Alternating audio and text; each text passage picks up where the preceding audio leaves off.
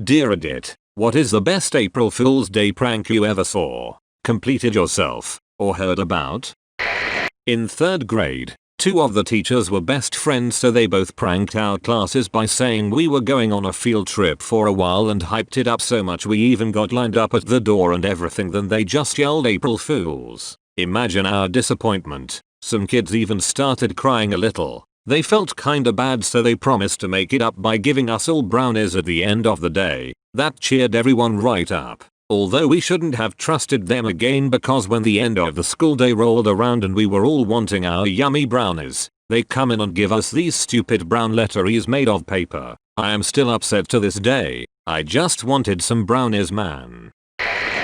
I had a teacher tell the whole 4th grade class that she was bringing each of us a pet on Monday. We were all so excited. Was it a cat? A dog? Did it matter? It was a new pet. I spent the weekend imagining my new life with the dog she was bringing me, and she handed out pet rocks. Still salty about it to this day. My parents pulled the same stuff when I was younger. We were driving home after a vacation and they told me there was a change of plans and they were taking me to a hotel where they would bring you whatever pet you wanted to your room and you could play with it as much as you wanted. I was so stoked for this magical hotel of joy, and we just went home, and the pets were my own pets, which of course I loved. But if you promise a little kid a magical hotel of endless pets and then troll them on it, they are going to develop trust issues.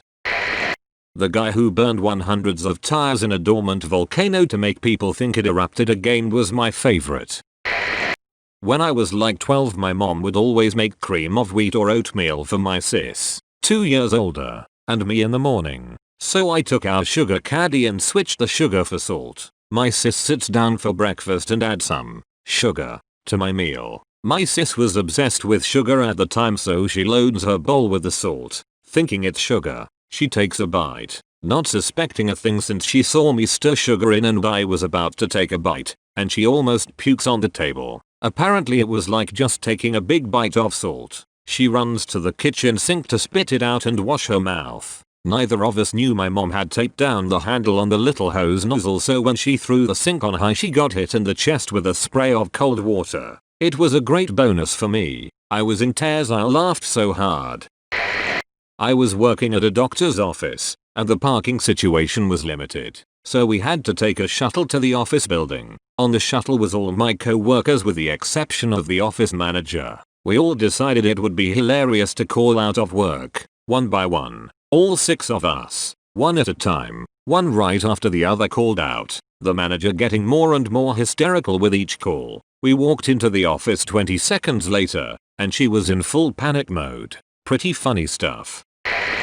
I come from a small country town in rural Australia. Since it's small, it's consequently conservative and somehow filled to the brim with both hippies and bogans, neither of which like big companies messing with their small town businesses. When I was a kid, there was this piece of land in town which used to have a petrol station on it. The station was gone, but all of the land was contaminated, so none of the locals could afford to buy it and clean it up. It was always assumed it would be bought by a big corporation and developed, which is something a bunch of small town people did not want. Come April Fool's Day, locals wake up to see a huge, very official looking sign on the fence of the site saying, "McDonald's opening here soon." Cue small town outrage. Petitions in every shop in town against it. We got told in school by teachers how it would negatively affect the town, and pretty much every local in town was phoning up Macus raging about how they couldn't stand for it. No one bothered to check the fine print down the bottom which said, "For inquiries call Ronald."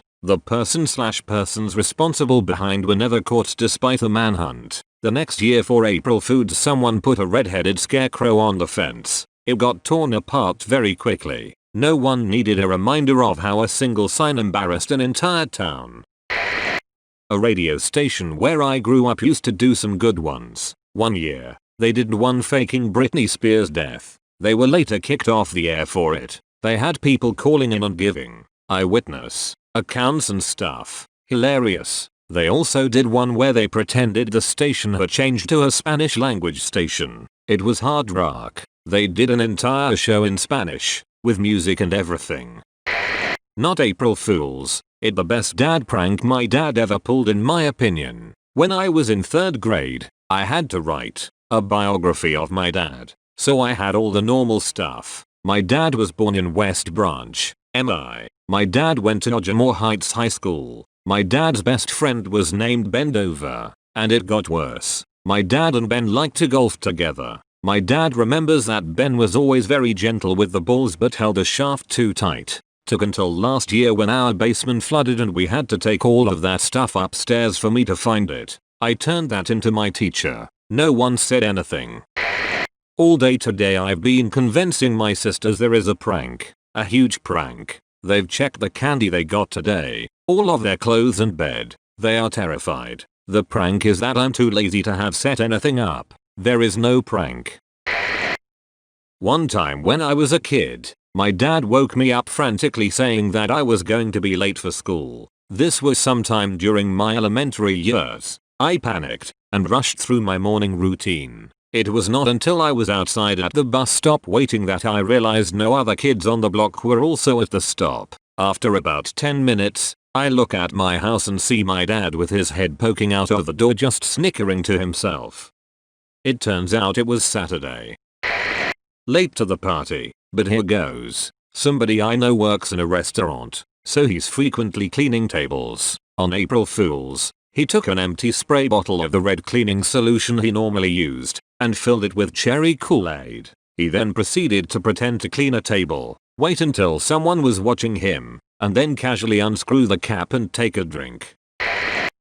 When I was in 5th grade, my dad and I took donuts and filled them up with mayonnaise. We then gave them to my mom, my brother, and my sister. The both of us watched in complete joy as each of them spit the donuts out in disgust. My mom started cursing us out in Korean while my little sister started crying. My brother on the other hand didn't notice it was mayonnaise until he halfway finished it. He's the airhead of the family. My dad's laugh was amazing. He is a Jamaican guy so he's just shouting. It wasn't real mon. It wasn't a real donut. I'll never forget that day.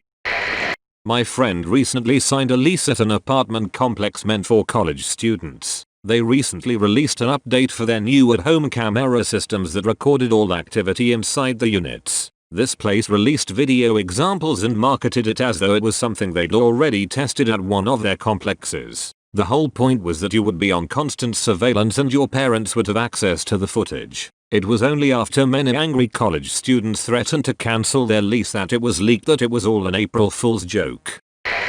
Back when I was in 2nd grade my family had just gotten a puppy and she wasn't entirely potty trained yet so she'd pooped in the house on occasion. On this April Fool's Day my mom made brownies. Awesome. I love brownies. So later that day when I was in the living room my mom yelled from me from the dining room, "Michelangelo, Lola just pooped, come clean it up." So I got up and went to the dining room and my mom had a napkin in her hand and picked up the poop with it and said, "Ugh, forget it," and put it in her mouth. I was absolutely mortified. My mom ate dog poop. Then she told me it was a brownie she'd rolled up to look like dog poop. We had a laugh about it and the brownies were really good. Left a note for a co-worker saying he missed a call from a Mr. Bear. Phone number was for a zoo in a different state.